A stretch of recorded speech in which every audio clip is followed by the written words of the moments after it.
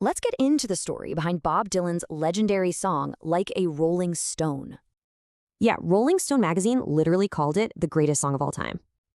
So, what makes this 6-minute track so revolutionary? Let's break it down. It's 1965.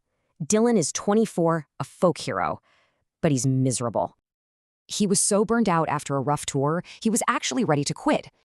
Instead, he just poured all that frustration into a 20-page sarcastic poem. And that poem became the blueprint for a song of pure, uncut vengeance. Then he went electric, a huge risk, and a move that his folk fans really hated. I mean, this song shattered every rule for what a hit single was supposed to be.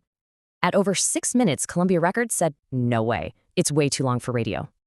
But Dylan wouldn't budge. He said, release it as is or not at all.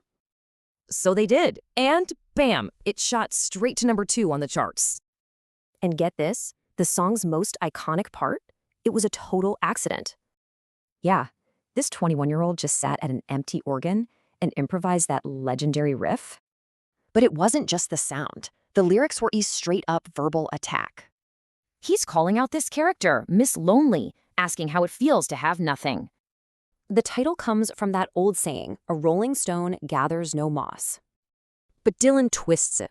For him, it's about being lost and completely unknown. So who was she? Dylan never said, but everyone points to actress Edie Sedgwick. Its influence just exploded. I mean, everybody covered the song, from Hendrix to Green Day. And if you need more proof of its power, Dylan's played it live over 2,000 times. So from near burnout came a song that proved pop could be smart, long, and a smash hit.